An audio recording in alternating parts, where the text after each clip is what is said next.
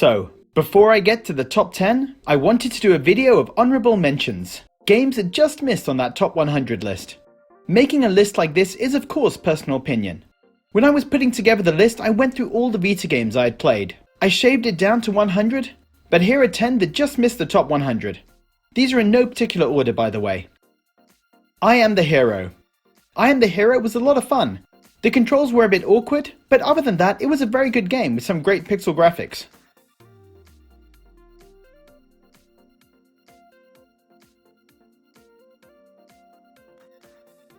MetaGal.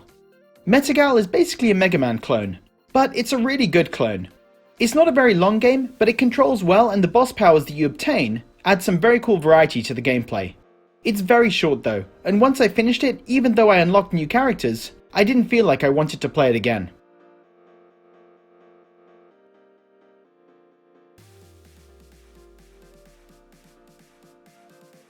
Rogue Aces. Rogue Aces is a really good 2D shooter. There's a lot to do and it's fun to play. When I first played it, I thought it was better than Luftrausers, which has similar 2D shooter gameplay.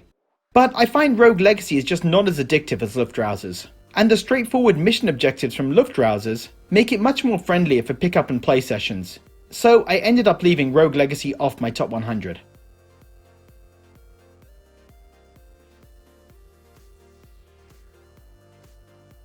Limbo. This atmospheric 2D platformer isn't particularly long, but it's really unique in its style and execution, or at least it was unique at the time it came out. I like Limbo, but I feel like it's a one and done game, and not something I'd return to. I also feel like it was so hyped up that when I played it, my expectations were just too high, so for me it didn't make the top 100.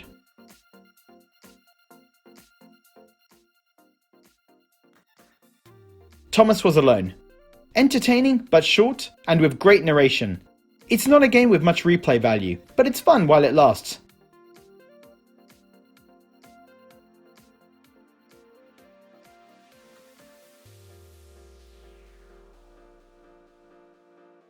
Shoe. Shoe is a 2D platformer with a lot of variety and clever level design. The Vita has a lot of great 2D platformers, and while Shoe is a good game, I didn't feel it was as good as some others.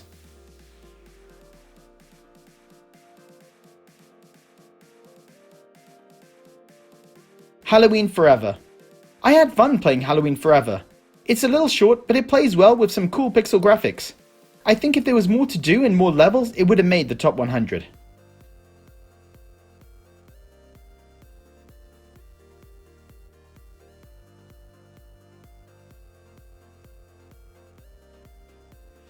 Trails of Cold Steel.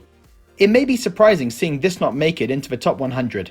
I haven't finished Trails of Cold Steel, so I didn't feel like I could add it to the list. I played around 15 hours before I discovered Cryptid the Necrodancer, and then I just didn't go back. I do intend to go back eventually, and I was enjoying it, but Cryptid the Necrodancer was just so much better that it made me totally forget about Trails of Cold Steel.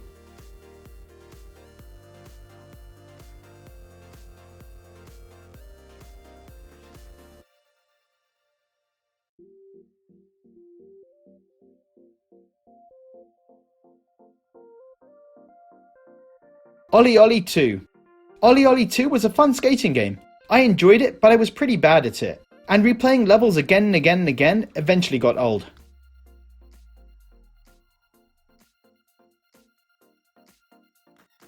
Phantom Breaker Battlegrounds. Phantom Breaker Battlegrounds is a decent old school brawler. This is another game that I started and enjoyed, but I haven't played it enough for it to qualify for the top 100.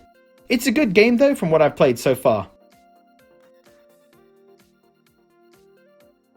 So guys, only one more video to go, the top 10. Come back in a couple of days for the final part of my top 100 Vita games countdown. Thanks for watching.